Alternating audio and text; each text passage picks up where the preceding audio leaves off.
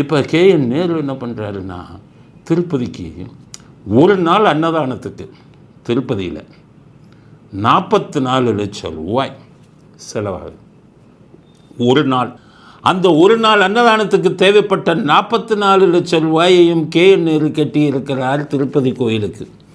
எனக்கு மனசுக்கு மகிழ்ச்சியாக இருந்த விஷயம் என்னென்னா,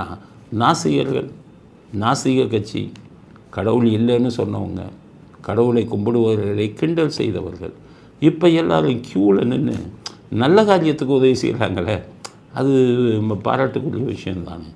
அரசியல்வாதிகளில் பல பேர் கொள்ளையடிக்கிறாங்க, பல பேர் இல்லை, நிறைய பேர், 99% அரசியல்வாதிகளில் கொள்ளையடிக்கிறாங்க. ஆட்சிக்கு வந்தால் ஆயிரக்கணக்கான கோடிக்கு அதிபதியாகிறாங்க, மந்திரி பூரா ஆயிரக்கணக்கான கோடி.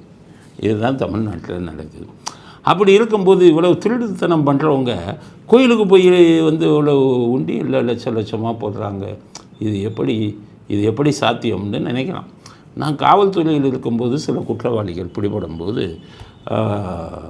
திருப்பதியில் நிறைய உண்டியலில் போட்டு வந்துடுவாங்க, வேண்டிடுவாங்க.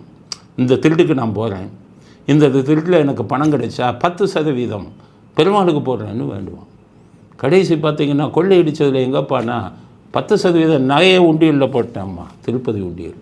எனக்கு அப்போவே இதாக இருக்குது, திருடனும் போய் உண்டியலில் போடுறான், அதுவும் கொள்ளையடித்த பணத்தை போய் உண்டியலில் போடுறான்.